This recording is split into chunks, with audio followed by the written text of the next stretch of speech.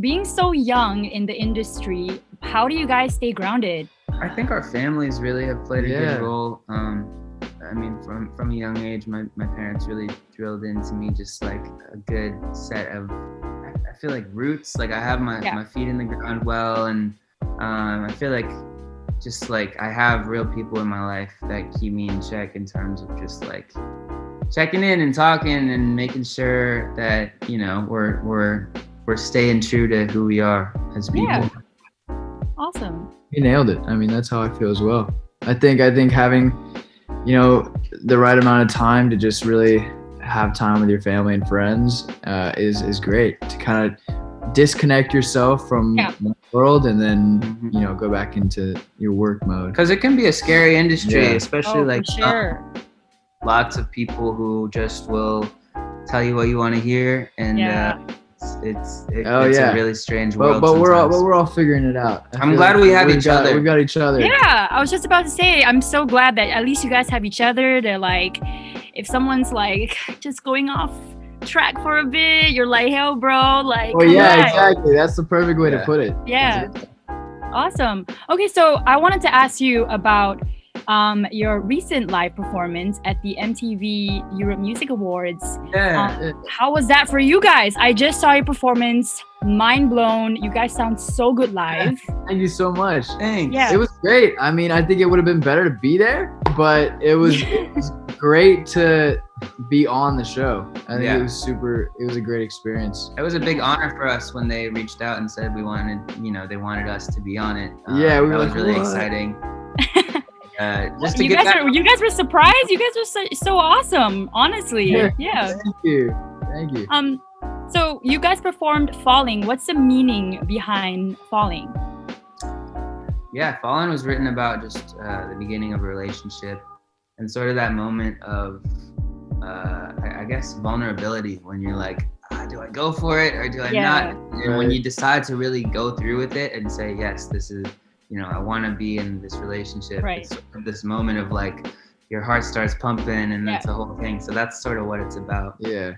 So is it based on a real life story? Yeah. Awesome. Cool. Nice. I mean, all the songs on the album is pretty much based on true things. And you'll hear throughout the album, I mean, it's not out yet, but when you listen to the album, eventually you'll hear different.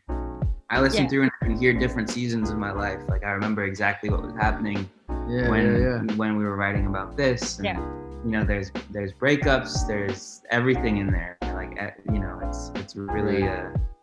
I'm so stoked. I'm so stoked for the album. I've been hearing a lot about it. Jonah, you said music on this album is emotional and comes from your soul and experiences. Can you share with me, in your opinion, which experience impacted the album the most?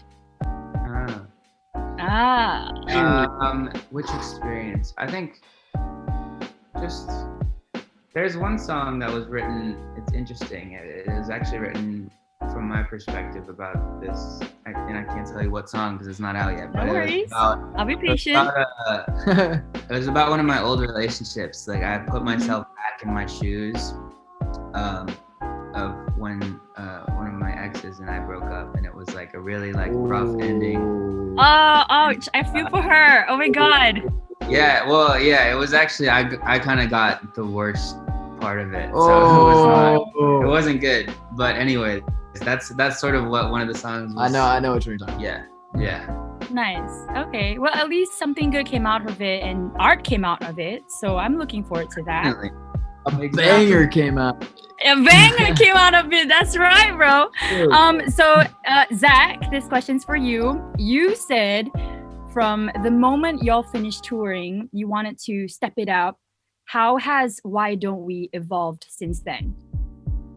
I feel like we are way more confident now. We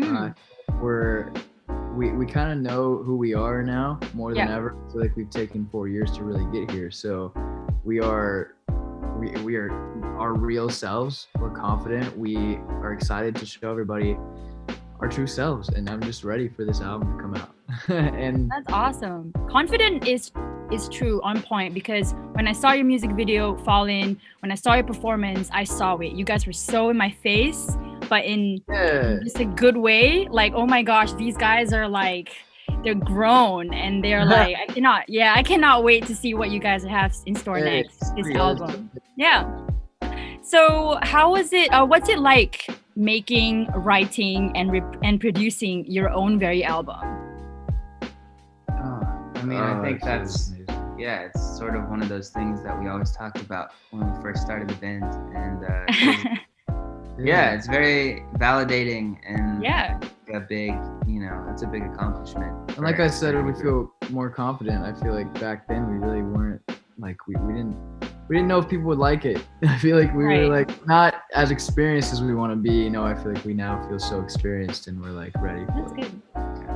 Yeah, owning your craft. You guys could sing a phone book and I would still be like, yeah, why don't we? Woo! So this album, can we expect any cool collaborations? Yeah, there'll be some collaborations. All I'm gonna do is shake my head. Okay, cool. But do you have I think a lot of Malaysian fans want to ask, who is your dream artist to collab with? I think Justin Bieber would be really nice. That'd be a cool one. Paul McCartney. Oh, cool. Yeah. Okay, I'll call Paul. Let him know. Yeah. Call Paul. Call Paul. Yeah. I wish I had his number. Awesome. Those two are really awesome. Justin Bieber. I think you guys would make a total banger with Justin Bieber. Shawn Mendes. That'd be cool. Yeah. So final last two questions for you. And this one's a big one. When COVID-19 hit, did that affect your craft and making music? Very much, yeah. We had taken a break from social media and touring. Yeah. We're like, we're gonna work on our album, and then we weren't planning on taking that long of a break. We were gonna come back, and then all of a sudden COVID happened, and it really pushed everything back. We couldn't go into the studio for a long time. Yeah. And it gave us more time, honestly, to write. So we got some more stuff out of it. We wrote Fallin during that extra time. So, if there's nice. there, that's what it is. But honestly, like, it really is it sucks because we would have been on the road right now touring, and that's where we make most of our money too, is touring.